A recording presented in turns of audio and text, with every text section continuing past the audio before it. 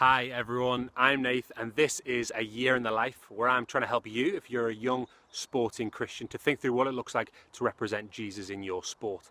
And look where I am for this one. I'm going to show you. I'm at the Field of Dreams. This is where all the magic happens at the weekend. There's my goal down there. Yes, hockey goalkeeper.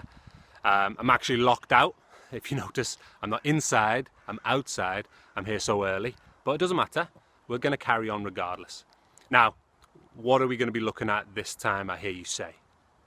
Referees, officials, umpires, whatever you call them in your sporting context, that's what we're going to be talking about right now. Now, it can be hard, can't it, to deal with referees, umpires in our sport, and particularly when they start making wrong decisions that might feel as if they go against us. They might not necessarily do the things that we think they should do, and our view of them can be wrong sometimes, can't it? We can start viewing them as the enemy, against us. They have it in for us. Now, of course, referees, umpires, officials aren't really our enemy.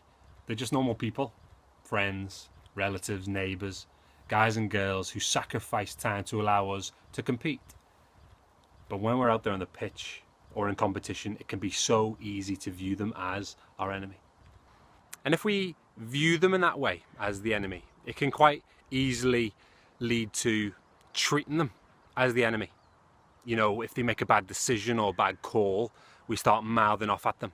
Umpire, ref, you've had a nightmare. You might not quite say that, but something to that effect. Or, I don't know, maybe start gossiping about them behind their back with your teammates after the game. But you know what? In Matthew chapter 5 and verses 43 and 44, Jesus says something very different. In verse 44 he says, you know what? I'm going to tell you what it looks like to represent Jesus in your world of sport. Not like what the world says, hate your enemy, but rather he says this, I tell you, love your enemy and pray for those who persecute you. That's what it looks like, says Jesus, to represent him in our world of sports. So here's my prayer, that God would help me love the referee this weekend, to love them. And maybe here's a little challenge, that I would actually pray for them before the game. What might that look like for you? To love the referee and to pray for them before the game. I want to hear from you again. Please share your prayer for referees in the comments.